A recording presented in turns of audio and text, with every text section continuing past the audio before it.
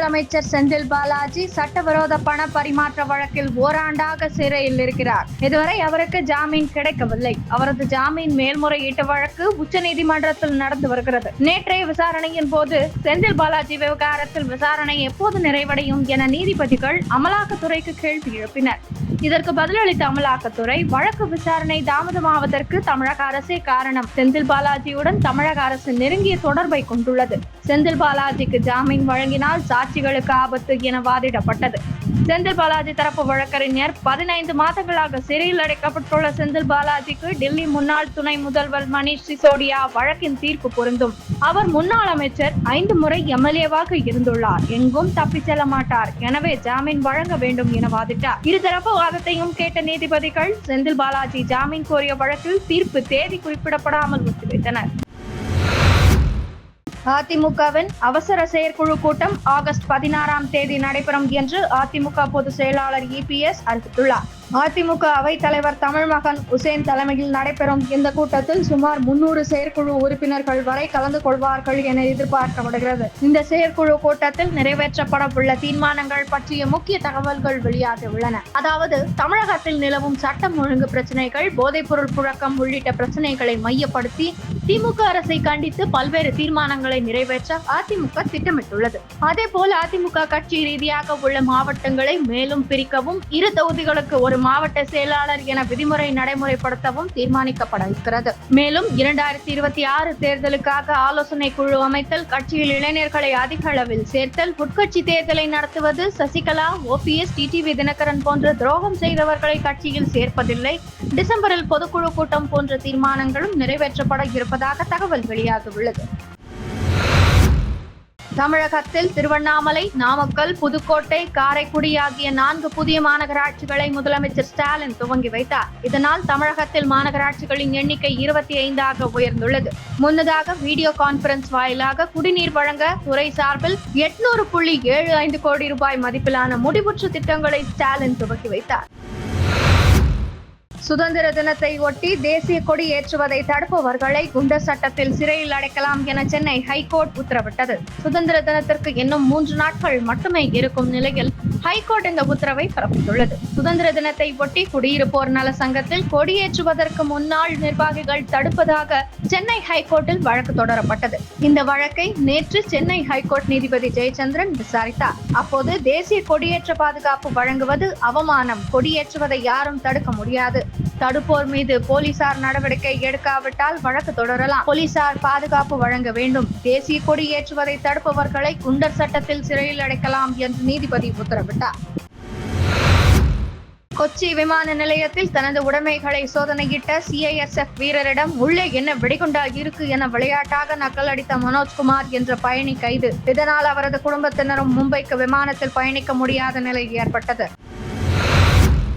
ஜூலை மாத சில்லறை பணவீக்க விகிதம் 5 ஆண்டுகளில் இல்லாத அளவுக்கு 4% குறைவாக சரிந்தது. இது தொடர்பாக தேசிய புள்ளியியல் அலுவலகம் வெளியிட்டுள்ள அறிவிப்பில், நுகர்வோர் விலை குறியீடு அடிப்படையிலான சில்லறை விலை பணவீக்க விகிதம் கடந்த ஜூன் மாதம் 5.08% உயர்ந்தது. பின்னர் கடந்த ஓராண்டில் மே மாதம் 4.75% குறைந்தது. இந்நிலையில் கடந்த ஜூலை மாதம் சில்லறை பணவீக்கம் விகிதம் கடந்த 5 ஆண்டுகளில் இல்லாத அளவுக்கு 3.54% சரிந்தது. இந்த ஆண்டு பிப்ரவரி மாதம் முதலே பணவீக்கம் படிப்படியாக குறைந்து வந்த நிலையில் ஜூன் மாத பணவீக்க சதவிகிதம் அதிகரித்து தற்போது மீண்டும் சரிவை சந்தித்துள்ளது என்று தெரிவிக்கப்பட்டுள்ளது. ஹிண்டன்பர்க் அறிக்கைக்கும் காங்கிரசிற்கும் தொடர்பு உள்ளது என பாஜக எம்பியும் முன்னாள் மத்திய அமைச்சருமான ரவிசங்கர் பிரசாத் குற்றம் சாட்டியுள்ளார். அதானி நிறுவனம் குறித்து ஹிண்டன்பர்க் ஆய்வறிக்கையின் குற்றச்சாட்டுகள் தொடர்பாக செய்தியாளர்களை சந்தித்த ரவிசங்கர் பிரசாத், பங்கு சந்தையை சீர்குலைக்க சதி நடக்கிறது. பங்கு சந்தை சரிவடைந்தால் சிறு முதலீட்டாளர்கள் தான் பாதிக்கப்படுவார்கள். காங்கிரஸ் மற்றும் இந்தி கூட்டணி தலைவர்கள் இந்திய பொருளாதாரத்தை சீர்குலைக்க சதி செய்கின்றனர். ஹிண்டன்பர்க் அறிக்கைக்கும் காங்கிரசிற்கும் தொடர்பு உள்ளது. செபி தலைவர் பெயருக்கும் களங்கம் விளைவிக்க முயற்சிகள் நடக்கின்றன.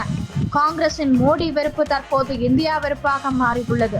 மத்திய அரசுக்கு எதிராக சதி நடைபெறுகிறது. பெகாசஸ் ஊழல் வழக்கின் போது உச்சநீதிமன்றம் ராகுலின் போனை கேட்டது. அவர் தரவில்லை. அந்த போனில் என்ன இருந்தது? எதை மறைக்க பார்த்தார் ராகுல்? மோடி ஆட்சியில் இந்திய பொருளாதாரம் வளர்ச்சி அடைந்ததை காங்கிரசால் ஏற்றுக்கொள்ள முடியவில்லை.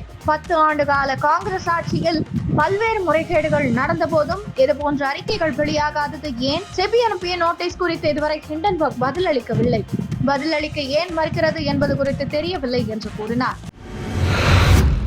வங்கதேசத்தில் இந்துக்கள் மீதான தாக்குதலை நிறுத்த உடனடி நடவடிக்கை எடுக்க வேண்டும் என அமெரிக்காவில் வாழும் இந்தியர்கள் போராட்டம் நடத்தினர். ஹூஸ்டன் சுவிட்சர்லாந்து சிட்டி ஹாலில் நடந்த போராட்டத்தில் பலர் பங்கேற்றனர். இந்துக்களுக்கு ஆதரவாக கோஷங்கள் எழுப்பினர். வங்கதேசத்தில் சிறுபான்மை இந்துக்கள் மீதான தாக்குதலை நிறுத்தி தெற்காசியாவில் அமைதியை நிலைநிறுத்த வேண்டும் என வலியுறுத்தினர். இந்த போராட்டத்தில் 300 இந்தியர்கள் வங்கதேச வம்சாவளியை சேர்ந்த இந்துக்களும் போராட்டத்தில் பங்கேற்றனர். கடந்த வாரத்தில் வங்கதேசத்தில் மாணவர்கள் போராட்டத்தால் அந்நாட்டு பிரதமர் ஷேக் ஹசீனா ராஜினாமா செய்துவிட்டு இந்தியாவில் தஞ்சம் புகுந்தார். தற்போது அவரது புகலிடம் ரகசியமாக வைக்கப்பட்டுள்ளது. சமீபத்திய போராட்டத்தில் 290க்கும் மேற்பட்டோர் உயிரிழந்தனர். இந்துக்கள் வீடுகள் குறிவைத்து தாக்கப்பட்டு வருகின்றன.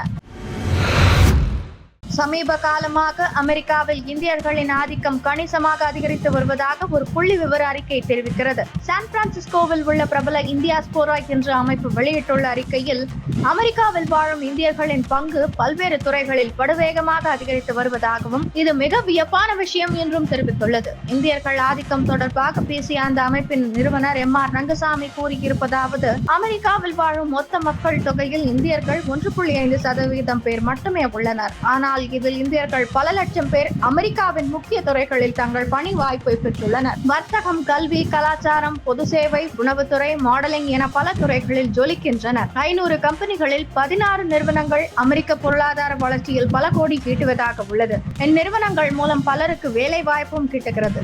அவர்களின் பங்களிப்பு மிகவும் பாராட்டுதலுக்குரியதாகவும் அமெரிக்கா சமூகத்தில் நல்ல முன்னேற்ற அடையாளமாகவே பார்க்கப்படுகிறது என்று கூறியுள்ளார்.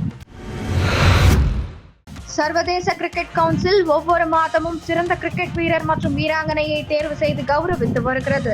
அதன்படி ஜூலை மாதத்திற்கான சிறந்த வீரர் மற்றும் வீராங்கனையை தேர்வு செய்ய தலா 3 வீரர் மற்றும் வீராங்கனைகளை ICC அறிவித்துள்ளது. அதன்படி ஜூலை மாதத்திற்கான சிறந்த வீரர் விருதுக்கான பரிந்துரை பெயர் பட்டியலில் இங்கிலாந்தின் கஸ் அட்கின்சன், ஸ்காட்லாந்தின் சார்லி கேசல் மற்றும் இந்திய ஆல்ரவுண்டரான வாஷிங்டன் சுந்தர் ஆகியோர் இடம்பெற்றிருந்தனர். இவர்களில் ஜூலை மாத சிறந்த வீரராக இங்கிலாந்தை சேர்ந்த வேகப்பந்து வீச்சாளர் கஸ் அட்கின்சன் தேர்வாகியுள்ளார். அதேபோல் ஜூலை மாதத்திற்கான சிறந்த வீராங்கனை விருதுக்கான பரிந்துரை பெயர் பட்டியலில் மகளிர் ஆசிய கோப்பை தொடரில் சிறப்பாக செயல்பட்ட இலங்கை கேப்டன் சமாரி அத்தப்பட்டு, இந்தியாவின் ஸ்மிருதி மந்தனா மற்றும் ஷெஃபாலி வர்மா ஆகியோர் இடம்பெற்றிருந்தனர். இவர்களில் சிறந்த வீராங்கனையாக சமாரி அத்தப்பட்டு தேர்வாகியுள்ளார்.